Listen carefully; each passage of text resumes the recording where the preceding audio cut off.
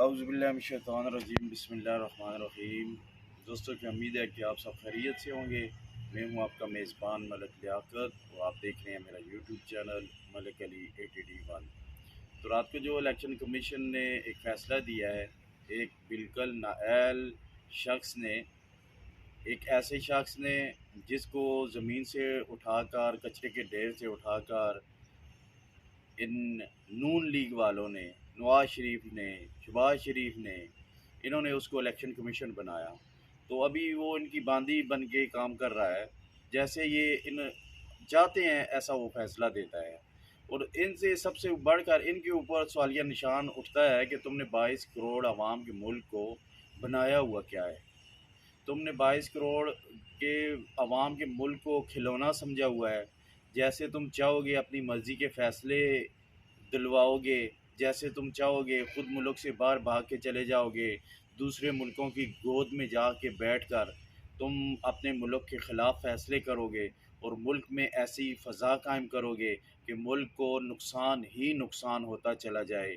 अदारों को आपस में, फ़ोर्सेस को आपस में लड़वाने के लिए तुम्हारे बैकडोर जो राब्ते इमरान खान के दौर में होते थे इन लोगों के, कभी तो कोई अमेरिका में मीटिंग करने के लिए जा रहा है, कभी तो कोई कौन सी जगह में मीटिंग करने के लिए जा रहा है। साफ़ सुथरी सी बात है, अगर मुझसे कोई आके अब बोले कि मुझे अपने घर के किसी कोने में रहने के लिए जगह दे दो, मैं मर रहा हूँ, मैं उधर गया तो मर जाऊँगा, तो मैं उसको जगह दे दूँगा, वहाँ पे वो रहेगा। 4-5 साल 10 साल रहने के बाद अगर वो वापस जाके कोई प्राइम मिनिस्टर, वज़ीर आज़म बन जाता है, तो क्या मेरी तरफ वो आंखें उठाकर देख सकेगा? कभी नहीं, कभी नहीं देख सकेगा। ऐसा ही है इन लोगों का। इन्होंने जो अदारों के अंदर जो लोग लगाए हुए हैं, जैसे ये इलेक्शन कमीशन के अंदर लगाया हुआ है, ये कुत्ता, इसको तो चेक करना चाहिए। एहसासदारों को इसको चेक करना चाहिए। ये मोसाद का या रा का एजेंट लगता है मुझे। ये तो उनमें से किसी का पक्का एजेंट है, क्योंकि इसकी जो पॉलिसी है सरासर पाकिस्तान के ख़िलाफ़ जा रही है। अभी इसने, ये तो बहुत मज़े की बात होगी, इनके ऊपर क्या केसेस हैं। करोड़ों अरबों रुपए चुरा के ये मुल्क से भागे हुए हैं। फॉरेन फंडिंग इनके ऊपर है, जो कि जिसका कुछ पता ही नहीं है। इमरान के ऊपर तो जो फॉरेन फंडिंग है वो तो सामने पड़ी हुई है। वो सारी फॉरेन फंडिंग शौकत खानम अस्पताल के अंदर पड़ी हुई है, निमल यूनिवर्सिटी के अंदर पड़ी हुई है, पेशावर के अंदर जो कैंसर अस्पताल बनाया उसके अंदर पड़ी हुई है। वो तो अवाम की फलाह व बहबूद के लिए है, गरीब लोगों के लिए है, गरीब लोगों की सहूलत के लिए है, गरीब लोगों के फ़ायदे के लिए है। इनकी फॉरेन फंडिंग किधर है? किसी एक की बताए, कोई भी बता दे। चैलेंज है मेरा, कोई जरदारी की बता दे, कोई नवाज शरीफ की, शहबाज शरीफ की, इनकी फॉरेन फंडिंग कोई बता दे कि किधर लगी हुई है, किधर अवाम के फ़ायदा के लिए। मैं बताता हूँ, पूरा 22 करोड़ अवाम बताएगी। कोई दुबई के अंदर इन्वेस्ट किया हुआ है वो फॉरेन फंडिंग, कोई जाके अमेरिका के अंदर है, कोई इंग्लैंड के अंदर है। इन मुल्कों में इन्होंने मुल्क को निचोड़ निचोड़ के उन लोगों से पैसे मंगवा के जो सारा कुछ उधर से आगे से ट्रांसफ़र किया। तो केस किसके ऊपर? अपने कुत्ते जो बिठाए हुए हैं अदारों के अंदर। वो जो ये, इसको तो इंसान कहना तो इंसान की तौहीन है। ये जो इलेक्शन कमीशन है, इसको चेयरमैन इलेक्शन कमीशन कुत्ता, इसने तो वो फैसला दिया है कि इससे, लेकिन इसने जो फैसला दिया है अपने कुत्ते ने मालिकों के ऊपर कहने के ऊपर जो फैसला दिया है, इससे इमरान खान की साख को नुकसान होने वाला नहीं है। क्यों? इनके ऊपर जो केस हैं, फिर वही बात आ गई है कि लाखों अरबों करोड़ों पाकिस्तान का लूट के मुल्क से बाहर भागे हुए हैं। ठीक है।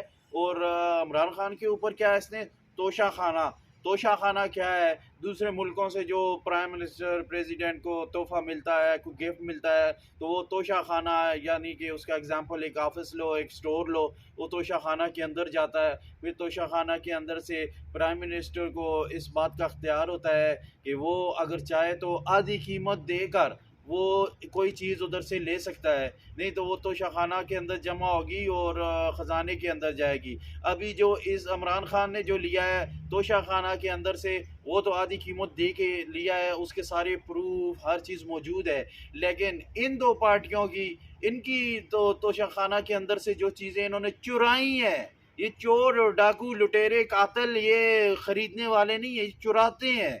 इन्होंने जो चीज़ें उधर से चुराई हैं, उन किसी एक चीज़ का ये प्रूफ दे दे और ये इलेक्शन कमीशन कुत्ता ये उसके ऊपर तो अभी तक इसने कोई फैसला दिया नहीं है।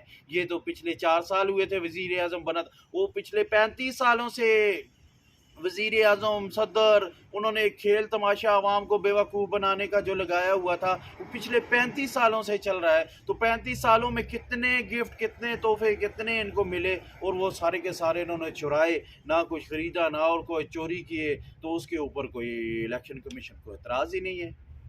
और सरेआम ये लोगों को खरीदा गया असम्बली के अंदर। इलेक्शन कमीशन के सर तक जूं तक नहीं रहेंगी, उसने इतना तक नहीं पूछा कि ये गलत काम क्यों हुआ, हालांकि ये उसका काम था।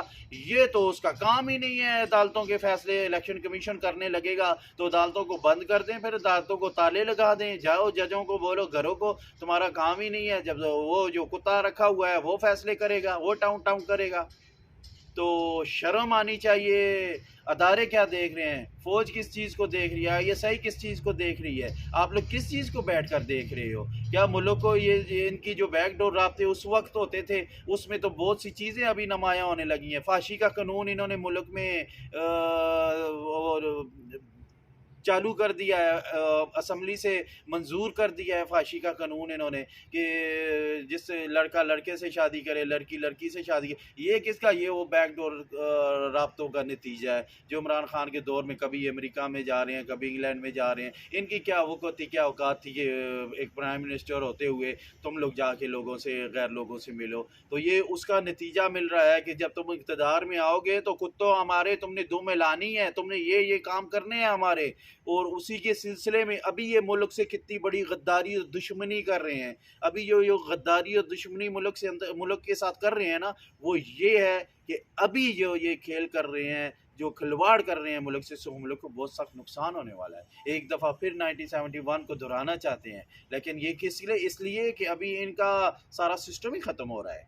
अभी ये इनको पता है कि हमारी सियासत यहाँ से दम तोड़ रही है, तो इससे आगे फिर ऐसा करें कि कोई टोटा काट के जिस्म का अपने पास ही रख लें, उस पर हम काबूज़ हो जाए। ये ऐसी सोच रखे हुए हैं, और इनको ऊपर से जो थापड़ा मिल रहा है ना, जिनके कुत्ते, जिनके सिंगल इनके गलों में पड़े हुए हैं, वो भी यही चाहते हैं, क्योंकि पाकिस्तान के दुश्मन तो पाकिस्तान को फलता फूलता हुआ तो नहीं देख सकते ना। उन्होंने देखा जब पाकिस्तान सीधी राह पे पड़ चुका है, 3 सालों में पाकिस्तान के अंदर कैसे कैसे मामला शुरू हो चुके हैं, लोग अपने पाँव पे खड़ा होना शुरू हो गए हैं, गरीब आवाम उठने लगी है, ईमान लोगों का, इस्लाम मजबूत हो रहा है। तो उन्होंने फ़ौरन अपने कुत्तों को हलचल किया, इनको लगाया उसके पीछे, और पूछे पूरा इनको हराम दिया, और इनसे अपनी मतलब का, अपने मकसद का काम करवाया।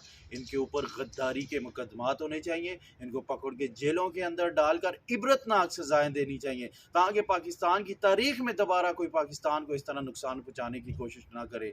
और जो मौसम पाकिस्तान है, तुम उसका कुछ भी नहीं बिगाड़ सकते हो। कल भी एक बंदे ने बोला है, और एक नहीं हज़ारों बंदों ने, आज मैं भी बोलता हूँ कि तुम वो वक्त मत भूलो कि जब असम्बली से तुमको गिरवानों से पकड़ कर लोग बाहर ला के रोडों के ऊपर घसीटेंगे, और घसीटते घसीटते ही तुम मर जाओगे। वहाँ पे यही तुम्हारी मौत होगी कुत्तों की तरह।